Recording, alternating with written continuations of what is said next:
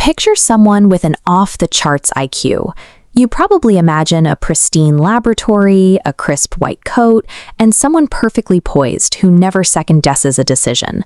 But when psychologists study people who score in the top fraction of a percent on cognitive tests, they find chronically exhausted individuals who constantly forget where they put their keys. Despite their test scores, a staggering number of these people spend their lives convinced they are absolute frauds. Which brings up a biological paradox. The human brain is our ultimate survival tool. If someone possesses a significantly more powerful one, basic reality should be easier to navigate. The discrepancy comes down to cognitive bandwidth. High intelligence is raw, mechanical processing power.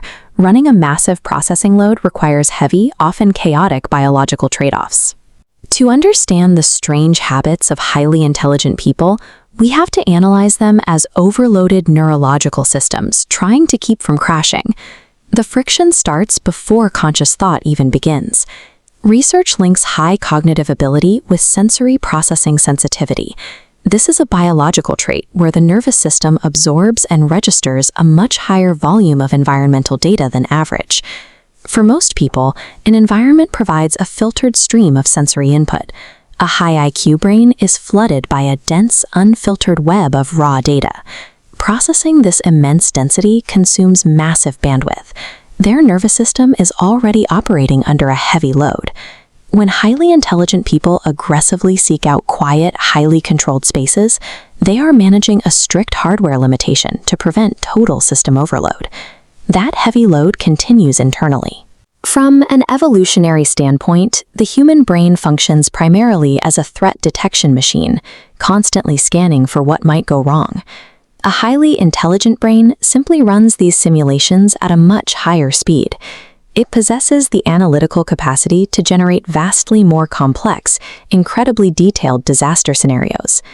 Plotting actual competence against self-perceived confidence reveals an inverse relationship. The highest performers score themselves the lowest. Because they grasp a domain's massive complexity, they clearly see every knowledge gap, weaponizing superior reasoning to construct airtight arguments proving they're falling short. Chronic self-doubt and the permanent anxiety of being exposed as a fraud are the direct mathematical byproducts of viewing the world in uncomfortably high resolution. With so much baseline bandwidth consumed by massive sensory intake and rapid-fire threat simulation, the system has to adapt. To survive, the brain ruthlessly cuts corners on low-stakes outputs. The first compromise is memory prioritization. A mind invested in complex modeling intentionally drops mundane data. This is why someone can map out a 15-step logical proof in their head, but genuinely cannot remember if they turned the stove off before leaving the house. Then there is cognitive regulation.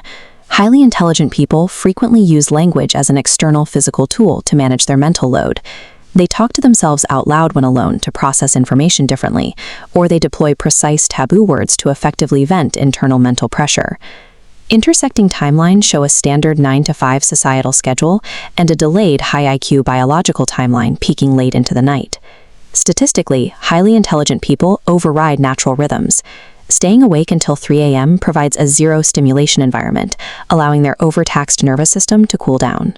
Forgetfulness, talking to oneself, and nocturnal sleep schedules are highly efficient biological compromises designed to keep a red-lined system functioning.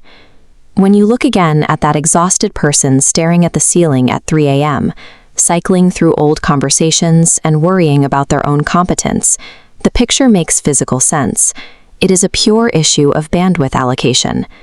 This demographic experiences a profound, quiet, emotional friction. They spend their entire lives being told they possess every intellectual advantage in the book, while constantly wondering why the simple act of existing feels so difficult. These daily struggles are the entirely predictable mechanics of operating a high-capacity processing machine in a world built for a standard model.